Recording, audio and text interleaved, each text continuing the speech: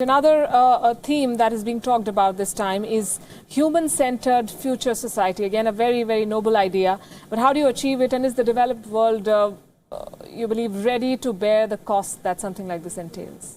Well, I believe that this is very much linked to what Walter was saying.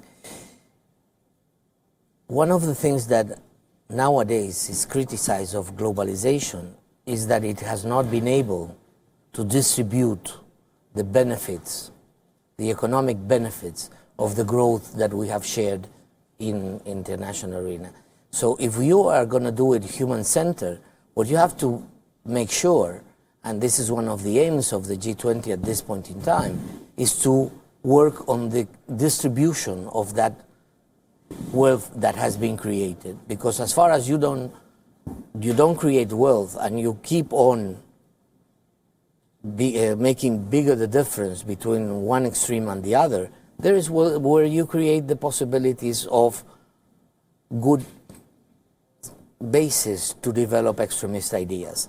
So I believe that one of the most important things that we have to do now is try to strengthen globalization more than it is, but try to work on how we distribute the benefits of that wealth that is being created. Coming back to the point about data security, there's something that I wanted to ask. These are very serious and pertinent concerns, but do you believe that sometimes they get reduced to company-specific and country-specific rivalries, like we talk about data security and then there's the question of Huawei and how the world is dealing with it? Well, I think with the new technology, with digitalisation, with artificial intelligence, with the robotronic, all this is, as Andre said, it's pretty new, but we have to find rules for it. We have to, otherwise it's the law of the jungle and everything is possible.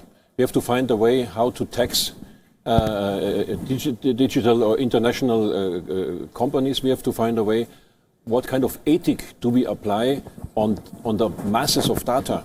Are they free out there in any clouds? And are they free for everyone without data protection?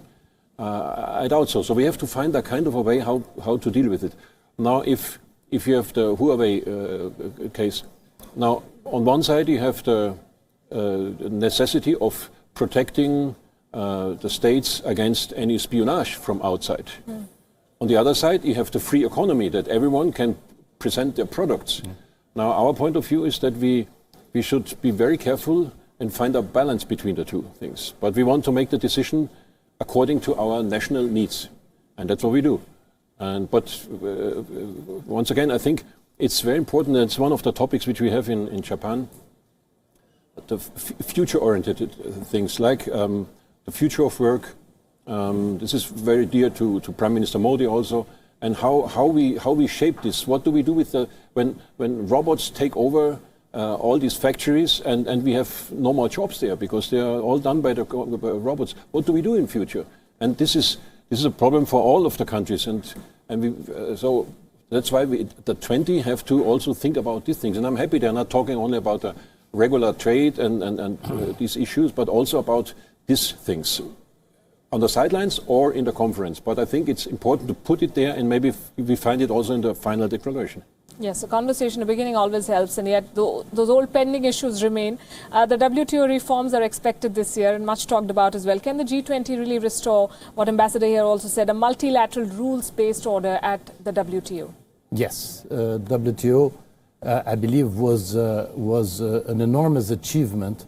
You remember this was a discussion for decades about the creation of succeeding to create the WTO. And the fact is that what you need with these international organizations, that's what the public must understand, is that this is the place where you bring the issues, you discuss the issue, and this organization can get expert and can distribute the information to all and have really an open discussion about the great challenges that we have. So multilateralism, I think, have been confused today with talk shops with no results, etc. But the fact is that multilateral multilateralism has been extraordinarily successful. If you take, for instance, the main objectives of these organizations in the post-war, they have been achieved. They have avoided disasters in all contexts, from wars, from nuclear arms. There were enormous progress in many of these issues. Obviously, we all have our personal opinions. We think there should have been more progress in here or more progress in there. But the fact is that the international organizations keep something that today is more and more essential, which is information. The highest level possible information, experts' information, so that decisions are based on this high quality information. So the strengthening of WTO is an absolute priority for us, and is an absolute priority for the countries that are conscious on how that the best way to deal with the complexity that we have in front of us is a strong multilateralism.